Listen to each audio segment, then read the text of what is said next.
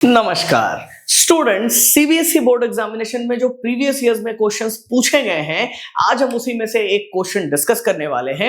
आइए जरा देखते हैं। कहता है कि Isha and Manish were partners in a firm sharing profits and losses in the ratio of 3:2 with effect from 1st April 2023 they agreed to share the profits equally. On this date the goodwill of the firm was valued at rupees 3 lakhs. The necessary journal entry for the treatment of goodwill without opening goodwill account will be what? समझने वाली बात है कि यहाँ पे दो partners हैं, Isha and Manish. इनका ओल्ड प्रॉफिट शेयरिंग रेशियो है 3:2। ओल्ड प्रॉफिट शेयरिंग रेशियो को मैं शॉर्ट में ओपीएसआर करके लिख रहा हूं। एंड इन्होंने डिसाइड किया कि with effect from 1st April 2023 ये अपने प्रॉफिट्स एंड लॉसेस को इक्वली शेयर करेंगे। मतलब इनका न्यू प्रॉफिट शेयरिंग रेशियो हो जाएगा 1:1।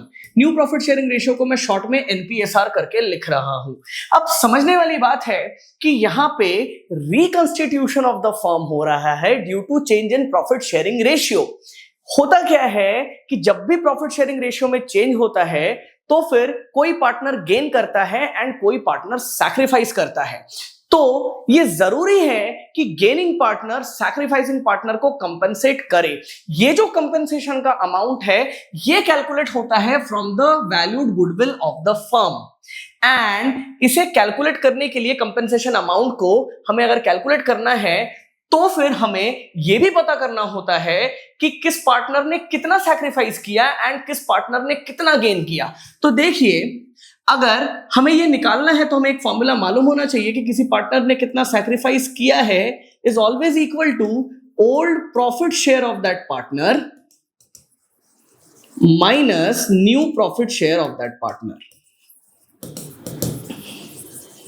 अगर हम इस फॉर्मूले के हिसाब से सोचें तो ईशा का अगर मुझे सैक्रिफाइस कैलकुलेट करना है तो मैं लिखूंगा old profit share of Isha which is 3/5 minus new profit share of Isha which is 1/2। इसे अगर मैं सॉल्व करूंगा तो डिनोमिनेटर मुझे 10 मिलने वाला है। 3 2s are 6 and 5 1s are 5, so this will be 1/10।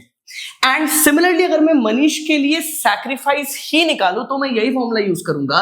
तो ओल्ड प्रॉफिट शेयर मनीष का है 2/5 एंड न्यू प्रॉफिट शेयर है 1/2। एंड इसे अगर मैं सॉल्व करूं तो आप देखिए क्या आएगा, डिनोमिनेटर 10 आने वाला है, 2 2s are 4 and 5 1s are 5 and ये नेगेटिव आ गया।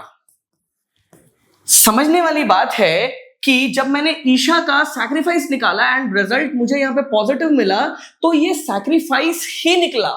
लेकिन जब मैंने मनीष का सैक्रिफाइस निकालना चाहा एंड रिजल्ट नेगेटिव आ गया, मतलब ये मनीष का गेन निकल गया। एंड ये सही भी है क्योंकि the total sacrifice must always be equal to the total gain. यहां पे टोटल सैक्रिफाइस 1/10 है एंड टोटल गेन भी 1/10 ही आ रहा है, मतलब हम सही सॉल्व कर रहे हैं। फर्दर आप समझिए, अगर मुझे अब निकालना है कि कंपनसेशन कितना देगा मनीष ईशा को, तो समझिए ये होगा जितना मनीष ने गेन किया 1/10 times valued goodwill of the firm which is 3 lakhs। And इसे अगर मैं सॉल्व करूं तो मुझे यहां पे ये 30,000 मिलने वाला है। कंपनसेशन का अमाउंट तो पता चल गया, लेकिन इसका जर्नल एंट्री भी अब हमें डिस्कस करना होगा।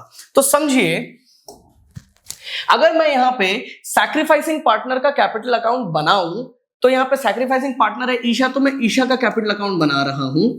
एंड मैं कैपिटल अकाउंट ही क्यों बना रहा हूं आप समझिए, क्योंकि in the absence of any information हम ये मान के चलते हैं कि पार्टनर्स का कैपिटल फ्लक्चुएटिंग बेसिस पे मेंटेन किया गया होगा। मतलब हर पार्टनर के लिए एक ही अकाउंट प्रिपेयर किया गया होगा which is the partners capital account. तो सारा ट्रांजैक्शन इसी में नोट होगा।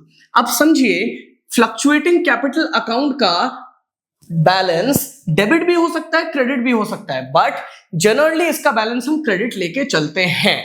अब समझिए कि अगर किसी अकाउंट का क्रेडिट बैलेंस है तो मॉडर्न अप्रोच के हिसाब से अगर हम लोग सोचें तो क्रेडिट में अगर हम लोग बातों को लिखेंगे इसी अकाउंट में तो इससे इस अकाउंट का बैलेंस बढ़ेगा, एंड डेबिट में बातों को लिखेंगे तो इससे इस अकाउंट का बैलेंस घटेगा। तो यहां पे आप समझिए कि मनीष ईशा को कंपनसेशन देगा तो ईशा का कैपिटल तो बढ़ना चाहिए। तो इस हिसाब से मुझे इस जानकारी को क्रेडिट साइड ऑफ ईशा's कैपिटल अकाउंट नोट करना पड़ेगा। तो देखिए, मैं नोट करता हूं, बाय एम्स कैपिटल अकाउंट एंड अमाउंट कितना नोट करूंगा, आप देखिए जितना हमने कंपनसेशन का अमाउंट कैलकुलेट किया था विच इज 30,000। तो यहां से अगर आप जर्नल सोचो तो जर्नल बनने वाला है एम्स कैपिटल टू आईज capital, that is option A मनीषस कैपिटल अकाउंट डेबिट टू ईशास कैपिटल अकाउंट 30,000। आशा करता हूं कि मैं आपको ये समझा पाया हूं एंड अगर आप चाहते हो कि मैं ऐसे ही क्वेश्चंस और आपके साथ डिस्कस करूं तो आप मुझे कमेंट करके बता सकते हो। Thank you very much.